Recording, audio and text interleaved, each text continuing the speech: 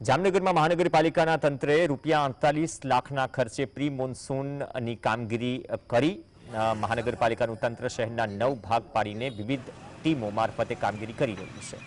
તંત્ર દ્વારા આ વર્ષે દરેડ તરફથી આવતી અને રણમલ તળાવમાં પાણી ઠાલવતી કેનાલના પવનચક્કીથી લઈને સાધના કોલોની અને ત્યાંથી આગળના ખુલ્લા ભાગોની કેનાલની સફાઈ કરશે।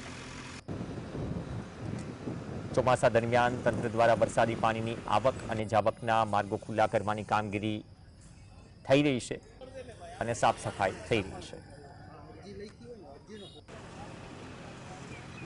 જામનગર મહાનગરપાલિકા દ્વારા દર વર્ષે પ્રી મોન્સૂનની કામગીરી કરવામાં આવે છે। એ જ રીતે આ વર્ષે પણ આ કામગીરી ચાલુ કરવામાં આવેલ છે અને આ શહેરના તમામ જે ઓપન ગટર છે તેની સફાઈની કામગીરી આમાં એનો સમાવેશ કરવામાં આવેલ છે અને કુલ એને 9 ભાગમાં વહેંચી અને 9 ટેન્ડર બહાર પાડી અને 9 એજન્સીઓ એની આવેલ છે અને એનું કામગીરી શરૂ કરવામાં આવેલી છે અને આ તમામ ભાગમાં કોર્પોરેશનના વર્ક અસિસ્ટન્ટ એન્જિનિયરોને નિમણૂક કરવામાં આવેલી છે।